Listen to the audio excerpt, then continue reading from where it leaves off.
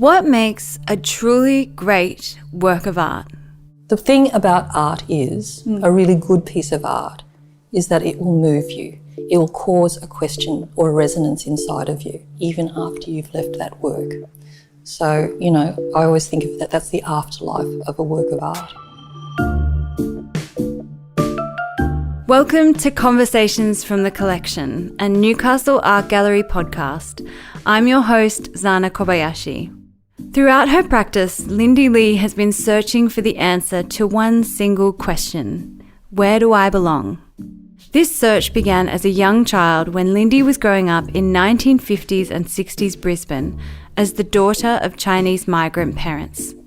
Today, Lindy is considered to be one of the most well-known artists in Australia. Her monumental public sculptures feature prominently outside many of our national institutions, and she's also gained widespread international recognition, exhibiting in Canada, China, Hong Kong, Japan, Malaysia, New Zealand, and Singapore.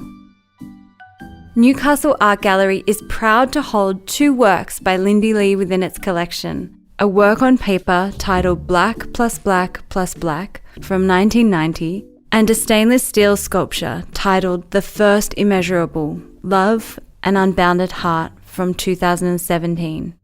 While Lindy is usually based on Bundjalung country in northern New South Wales, we were lucky enough to catch up with her in person while she was in Sydney on the land of the Gadigal people. This interview is a beautiful examination of an artist's place in the world.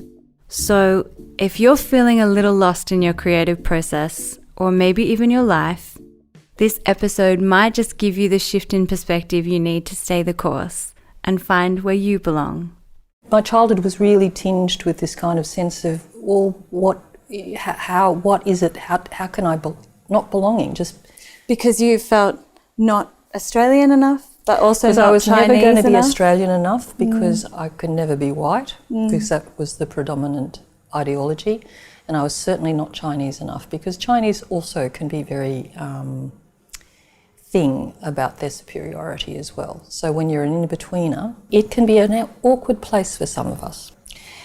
I used to teach at Sydney University, at Sydney College of the Arts, with my grad students they were my grad students because they came to me because they all had issues with their difference. Okay, so it was either their sexuality or their ancestry or their disability or their this or that something had marked them out as being different or other.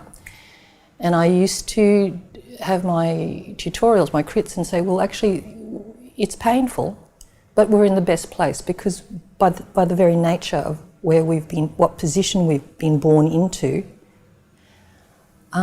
we have to view things from more than one point of view.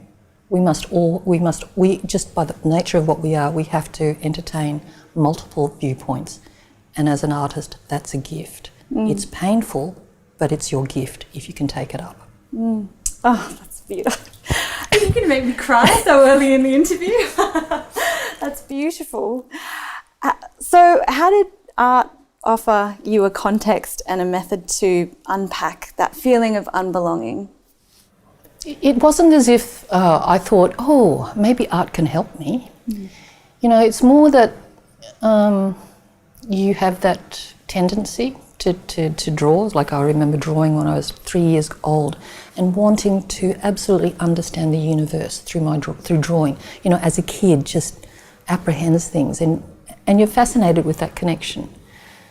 And of course it was a long, curly, windy and weird road that I took to become an artist. But the thing is, maybe what I can say is that being an artist is a very humble thing, but it's a really important thing. It's humble because the only job you have is actually to receive the world, okay? To internalize the world and to know how it's actually, what's going, it's working, the world is working inside you. And then whatever is happening, the artist's job is to return it to the world for future consideration. So I like to say that art is the only thing that humans have that allows us to reflect on the 10 million experiences, the invisible experiences that have made us, exactly what we are. art has that capacity to make us reflect. And without art, we can't see ourselves. So, you know, if that's the trajectory, then there's a curiosity that things in the world cause in a person, okay? This is, I've got way too much to say, that's why I'm going to stumble. But, you know, there are certain, I'm not the sort of person who wants to come up with a great idea. It's more that life comes in to us, to me, and causes a question like, well, why, how is it that I don't belong? What is it? What's happened, you know? Okay, so that has to be investigated, it has to be answered, because your little heart is broken, actually. You know? And so we have to heal that heart. And that brokenness is also the brokenness of the world too. It's not just your own little thing that you know. It's actually, as one great teacher once said, you know, you lay your own brokenheartedness on the broken heart of the world and see what can be done. You know? So that's, so art is that vehicle that you can tease apart all the things that have made you, and to create something. And what it is it creates is particularly individual, but it is also universal because it's about our condition. You came to art slightly later in your life after initially qualifying as a secondary teacher, and you've spoken about the museums in Europe as being part of the inspiration for shifting your path towards art making. Can you talk a little bit about what it was that you saw or felt in those spaces and how they set your sights on becoming an artist? It's a really beautiful question, and I'm just going to say magic. The thing about art is, a really good piece of art, is that it will move you. It will cause a question or a resonance inside of you. You know, and the mark of a good work is the way it carries on inside of you even after you've left that work. So, you know, I always think of that's the afterlife of a work of art. So it's touched very deeply something inside of you, okay? And so when I went to Europe for the first time, I'd just come from Queensland. This is the 70s. The Queensland Art Gallery was one single floor, you know, on top of the MIM building. You know, the IMA was a shoebox. I knew there was more to art than just what I'd been taught in high school. So when I went to Europe and actually saw and felt what art could do, it was amazing. It was just really amazing. It was more than any intellect. You know that something is miraculous and magical when any word you say about it, any description, the work of art itself exceeds anything you can describe it as. It's also the same as being human. I can describe you as being a bit Japanese, I'm saying, you know, a bit Asian, a bit, you know, this, a bit that, wearing black and check. I can describe you till the cows come home. But in the end, the reality of you exceeds anything I can say of you. When you're with a work of art that moves you, its reality exceeds anything you can say a lot, but it will exceed that. So that's what I found. It was like my breath was taken away. It was a really profound experience. And then I came to art late because I just didn't think that I could be an artist. And part of that thinking was being Chinese in Australia and being a woman who was born in the 50s, and there were no role models around. So role models are really, really important. And because you have to be able to see what is possible, you know? You have to have, you know, that maybe it is possible. And so the other part that happened was I was in Florence, and it was at the Uffizi, and there was a painting, there's this really incredibly incredible painting that I was drawn to, and it was of this woman chopping off this guy's head. And it was, yes, yeah, okay. And it was like, whoa, that, somebody's cranky, yes. You know. So it was so visceral. Yes. And that was shocking. But what was really shocking was it was Artemisia Gentileschi who painted it, and it was a woman. And it was like, what? I mean, it sounds so bloody obvious now because it's not quite the same time. A woman painted this, like a woman actually, and she stands, like she's probably not as well regarded, but that's history. That's history doing it. Yes. You know, it's male history that's doing it. But my God, she stood amongst the men and she did her work. And I don't know, some important seed was dropped. And then I thought, well, you know, I'm at a fork in the path. Either I go back to high school teaching, which I really hated, and I could live a life, but it would be a life of low-grade virus of unhappiness, you know. It'd be okay, but not fulfilling. Or I could jump and try to go to art school, apply, and then fail and see what happened. So I just thought, what is the better failure? And I just decided to jump and apply to Chelsea Art School, and if I failed, I failed. And I didn't fail. You most certainly did not. So, yeah. You've talked before about having sort of three distinct periods within your career. The appropriation period, where you were utilising photocopies of those classical European paintings, the period where you explored your family history and cultural background, and then I guess your current period now, which you've described as a, you know, exploration of the cosmos. And Newcastle Art Gallery holds two works from your collection that actually quite beautifully bookends. Incredibly. Yeah. When I saw the document, you know, the little, I looked it up when you sent me the list, and I thought, ooh, that's really interesting. And that black photocopy piece is one of the ones that I love most. So there you go. So happy to hear that. But I thought that would be they might be two good places to kind of guide our conversation through your career. And so starting with Black plus Black plus Black, which you created in 1990, and utilises those photocopies of European paintings. Can you talk us through your use of appropriation at that time and what your intentions were with this work? Yeah, to look at those two works, you might think, how is it possible that the same person created that? I don't know. But the thing is that it's about the same question. Yes. And the early photocopy works initially were encouraged through postmodernity and all that sort of stuff, you know, and my work got taken up at that stage in that context.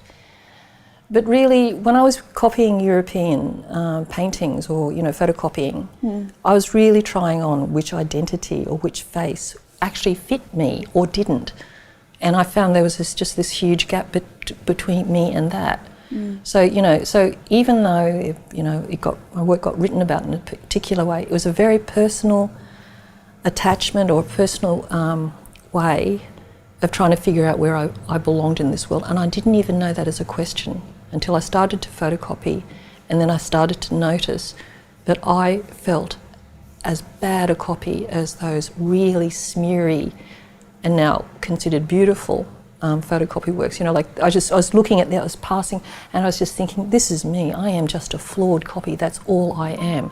Feeling really inauthentic. All of those things. Okay, so that's where it begins. So all my work is led by an intuition through a material. So in this instance, it was the photocopier. It was the dense layers of carbon, and the fact that the image feels as if it's embedded into the carbon itself. It's like it's almost sculptural.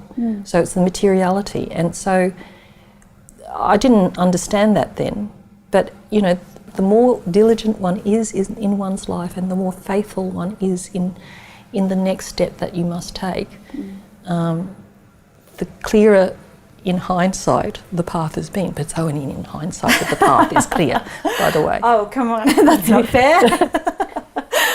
And so what is it about that particular work? Why is that one of your favourites?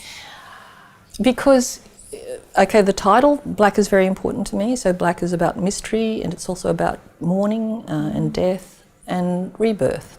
I used to photocopy the faces that interested me, all right, that just were compelling. So how is it? So there's certain kinds of miracles that happen in painting, like Rembrandt, for instance. You know, how is it possible? You know, when you look at a Rembrandt and you look into that sitter's eyes, that whole person's life unfolds before you. You know, you don't know them, but somehow you have access to the deepest part of that person, and you may not be able to put words to that, but you feel it because it resonates with your own life. So for me, doing the photocopies was trying to get a trace of that, to understand a bit of that, but also the movement between the repetitions was about different moments. You know, of unfolding in a person's existence. So that was what I was interested in.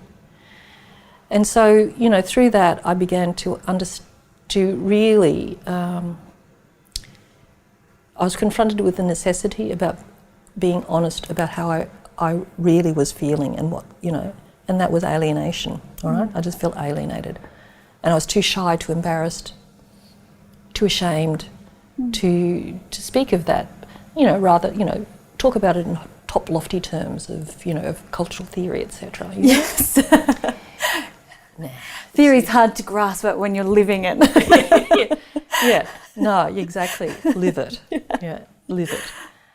Maybe you're sort of coming, because I've heard you talk about the realization that you had when you realized if you had to claim it, claimed that you belong, then you didn't That's right. belong. And that sharp, painful realization that you had. Yeah, so exactly. There was an incident when I was invited to speak at a China-Australia conference type thing, and I just thought, no, why are you inviting me? I don't want to know anything about it, blah, blah, blah.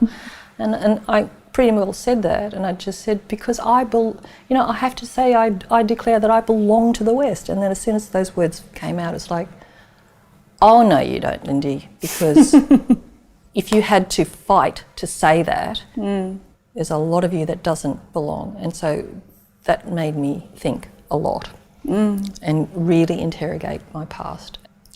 If I can get back to the 2 works in Newcastle, so we started the place where I am looking outwards to try to find my place in the world of belonging, being fascinated by the interiority of being human.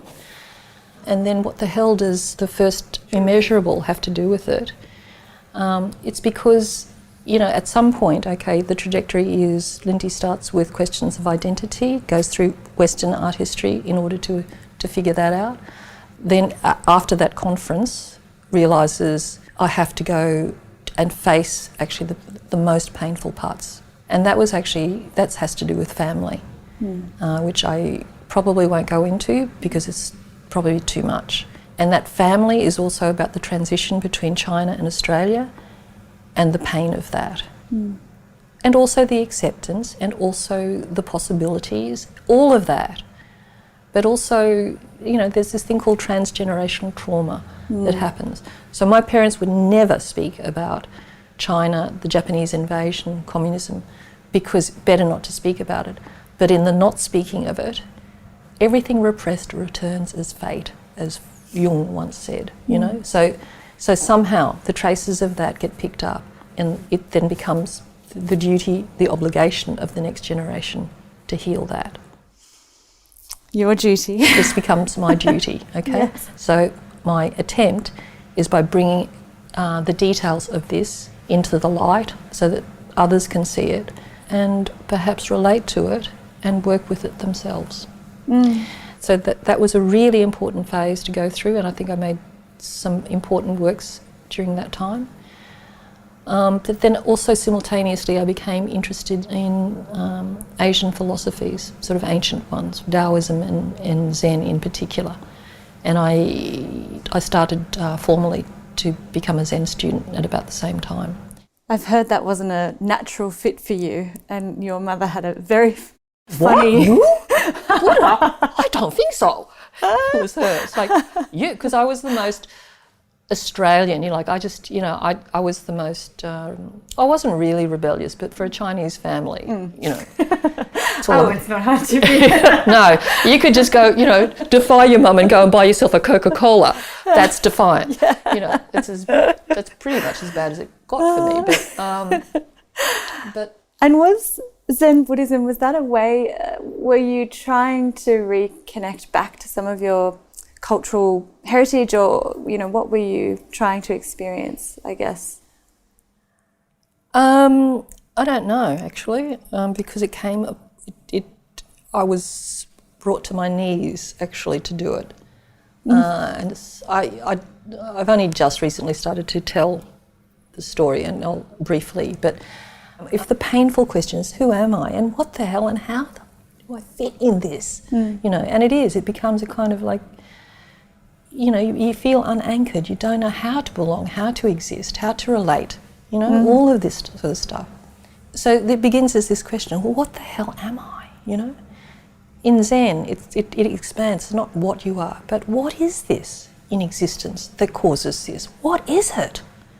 It's a magnificent question. And then the ultimate belonging, really, isn't it? And then actually it is, and that's where it's beautifully circular, and that it comes back to ultimately it's cosmos, okay? And people can call it whatever they like. I just like the term cosmos.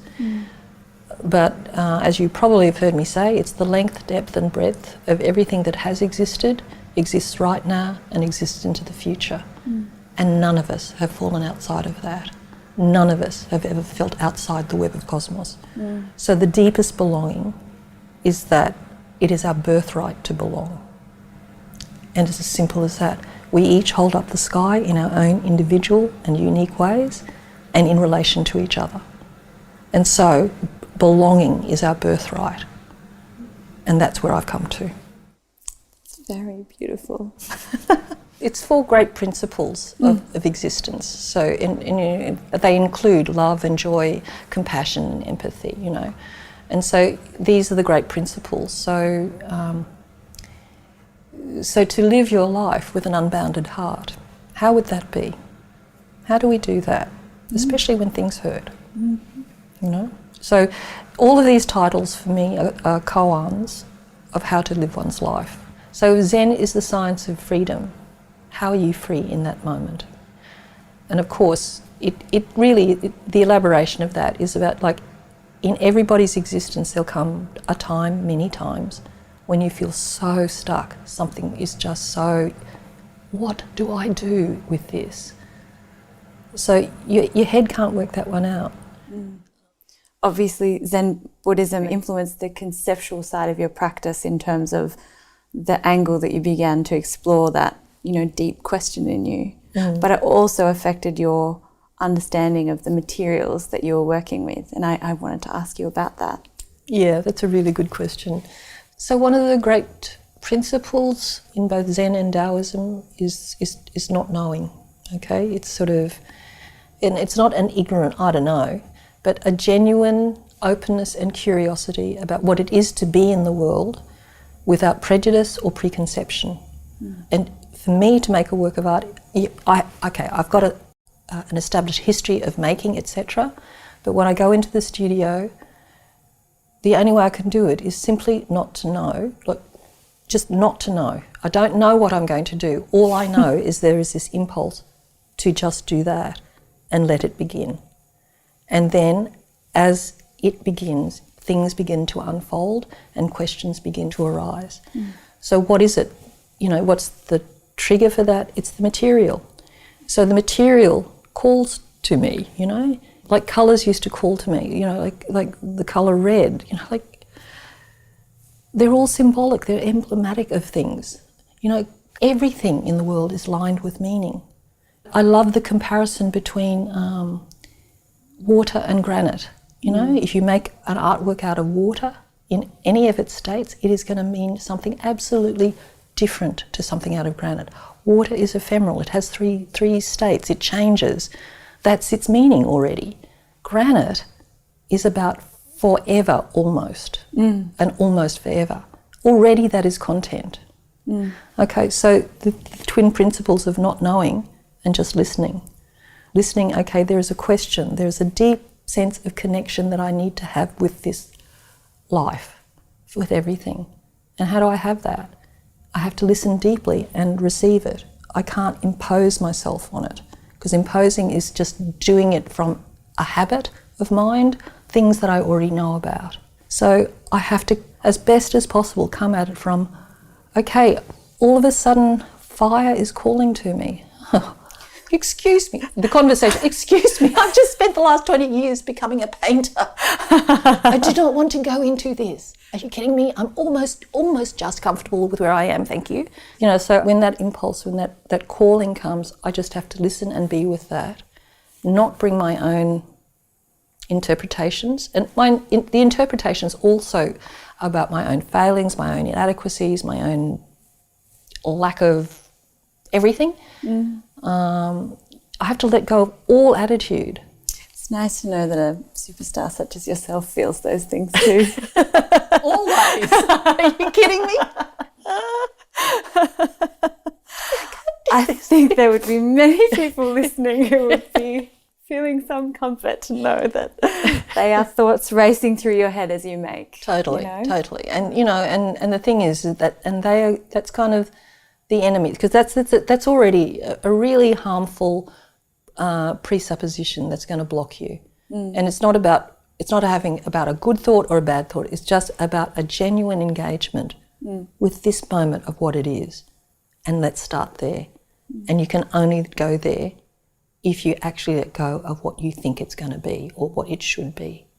And even if at that moment it's just terror because you feel so inadequate or something, then be open to that too. And it will pass through you, and you will gain something from it. You've talked about swimming and the impact that it's had on your practice, and that sometimes it's in the pool that you'll resolve things, or that's, that you're making art even as you're swimming. The swimming part is really important because what it does is it's the letting go, but it's just stroke after stroke. There's this thought that arises, there's this thought that arises, and I simply weirdly invite them to come and play together. So they're playing together as I'm swimming, and I'm not trying to persuade it in any way, but I'm just seeing that there are these two things, or two or even three, and because I'm allowing them to exist fully as far as I can, I'm also there's also a letting be, that they can interact with each other without me, but I can just watch it. And somehow, by the end of the swim, because I swim for a good hour, something is resolved. Some next little step appears, and it's genuinely the correct one, sort of like with whatever dilemma I'm having. This is the strongest thing. This is the one with the most clarity. Okay, that's what needs to be done. You've talked about play and joy as being also foundational to your practice, and I was wondering if you could talk about how that it presents in your work, or? I had a friend once, my therapist actually, who just said, Lindy, practice all joy. And that was when I was going through a very hard period of something, and I thought, excuse me, sure, that sounds so easy. Yeah, sounds nice. That's nice, Dave. Yeah, okay. I'll try to practice joy. But it is actually a profound practice, because life is hard. Life has its challenges. My husband died 2.5 years ago. That was hard. The injunction to practice all joy is actually a really deep one, because the habit is to practice all sadness, practice anger, practice disgruntlement. We all do that. But to actively, just in that moment when that shaft of sunlight touches your skin, and oh my God, that was a good feeling because it's bloody cold today, or whatever it is, that is a tiny, weeny moment. But catch it, let it spear you in some way, and it will loosen whatever is congealed. And that is a practice, because in ordinary life, one could easily ignore the fact, oh, that felt nice, or go, oh, that was good, and then go off. But no, if you genuinely just go, oh, that was good, it just, those, oh, that was good, accumulates. So the balance in life becomes more appreciable. It's funny because sometimes joy is seen as so frivolous, but it is perhaps the hardest discipline. It is. I think it is. Well, for me it is. And the strongest act of resistance. Yeah, no, really it is, I wanted to move now to your monumental sculptures and works that you make. Your work features prominently outside many of our national institutions, Art Gallery of South Australia, Museum of Contemporary Art down the road, and most recently the National Gallery of Australia commissioned you to create a large public sculpture, Ouroboros, and it represents the largest financial commission that they've ever made, and it would certainly be one of the largest works in their collection. What is it like to work at such a monumental, large scale? It's massive fun, actually. Yeah. It's been a really good process. When Nick Mitsevich, who's the director of the NGA, he asked me to go to Canberra, and I thought it was actually for a temporary, to do a temporary work. Anyway, we're walking around the sculpture garden, and we arrive at the site, and I don't know what he's talking about. And I'm going, well, where's the temporary site? Blah, blah, blah, blah. So we arrived at the site, and he said, Lindy, we want you to make the most ambitious work you can conceive of at this moment in your life. We're just inviting whatever it is your imagination can spin out. And that was, talk about joy, that was a good moment. But it's also, I was thinking about it, it's like even if Nick had asked me even 3 or 4 years ago, before that, I wouldn't have been ready, because it's a huge learning curve to make monumental work, because it has to work at so many angles. You have to collaborate with so many people. You have to be clear on what you do, but you have to be clear that it's many people who are making this work, and there are many voices to be listened to. I love the monumental works that I do because they help me engage. I get to make big things that have a real impact and a real presence in the world. And I love the collaboration. I have a wonderful team of 4 who work with me, and they're all younger artists, and they're all good makers. So it's just, it's that kind of collaborative spirit. And it's also, me going into the fabricators like UAP and going to their vast foundry and sort of like walking around that workshop and going, oh my goodness, I could work with something, already the ideas begin to percolate because these methods all of a sudden have become available, and it's just about finding somehow to use this facility and these methods, and then people invite me to do things, and then that's fun and scary. I can imagine. You've said growing up that there were no role models for you, both as a female artist and also as an artist of Chinese heritage. I wanted to first approach this statement from the cultural angle and speak about the work that you did with Gallery 4A as a founding member. It's now since become known as 4A, the Centre of Contemporary Asian Art, incredibly important and innovative national organisation here in Sydney. I was wondering, was it important for you to develop the infrastructure for that next generation of Asian Australian artists, and what shifts have you seen in this generation that are coming through that excite you the most? So many things. So I think what happened, it was just simply Pauline Hanson happened. I remember that time. Yeah, and it was like, whoa, I thought we'd been through that. I thought we didn't have to fight this battle anymore. But one realises as one grows older that each generation has to actually, the fights are always there. Each generation has to engage in a different way. So for people like John Young and me, John Young was also Chinese Australian, and we never felt that we should be on the margins, because we had established careers already, So why were we sort of like weird and interesting, and mostly weird because we're a bit Asian, but that we wanted to create a space where it absolutely understood that Asians are an integral part of Australian culture. We're not on the fringe. We are part of it. So don't put us on the fringe. Space had to be declared that Asian Australians contribute hugely to the making of this culture. So that's how Gallery 4A started, and that was with Melissa Chu, and there was a sense of urgency that Pauline Hanson provided, because it was, for me, it was like, I'm sorry, nobody should be going through this again.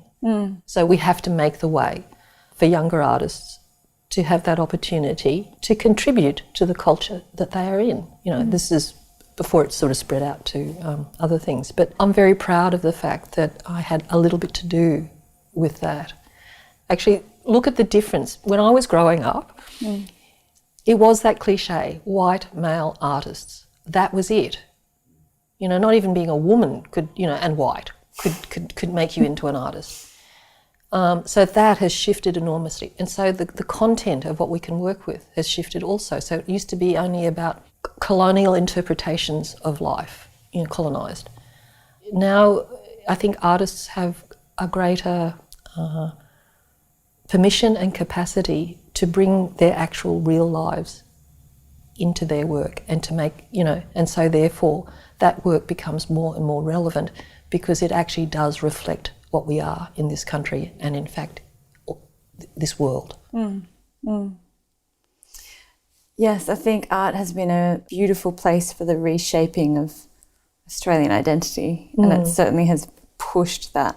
I feel excited about, you know, artists who are second or third generation who are making work that talks about a culture that doesn't exist anywhere but here, you know. It's not a culture that exists in their so-called home countries. Yes, it's right. Something that is totally original to here. That's right. There is an authenticity, and Yes. we have to claim that, you know. It is, that is our birthright too. It's incredibly exciting. Yeah. I wanted to also ask you, approaching that first statement about having no role models, I wanted to talk about it from the perspective of gender. How has your relationship to feminism affected your practice or perhaps your career? Oh, it was important. You know, I was in the 80s. Feminism was very important to me. I was in art school in the early 80s, and feminism, you know, is it correct? Am I saying, you know, these days it's still a hard thing to be an artist. It's a hard thing to be a woman artist. It's a hard thing to be a woman artist of colour, etc., but you can be. Before you that was just an insane thought. Well, thank you for having the insane thought and following through. Anyway, but things have genuinely shifted. But of course, things can genuinely shift backwards too. That's what we have to be careful of. Maintain the rage. Yeah, look, the feminism is really important because, you know, it sounds so unbelievable, but I just didn't think deeply. I actually didn't think that women could do it because you're standing at the school bus stop and a boy comes up and says, "My dad says, you know, women can be quite good cooks, but they could never be a great chef." You know, it's like, and then I'm there like thinking, I think that's a bit wrong, but going, oh, okay, I hadn't thought about that. You know, you absorb these prejudices and you spend a lifetime trying to shake them off because they're not real. I mean, they are really painful, but they're not the reality of what you are. So feminism in the 80s was very important for being able to claim the right to be able to speak and to be ourselves.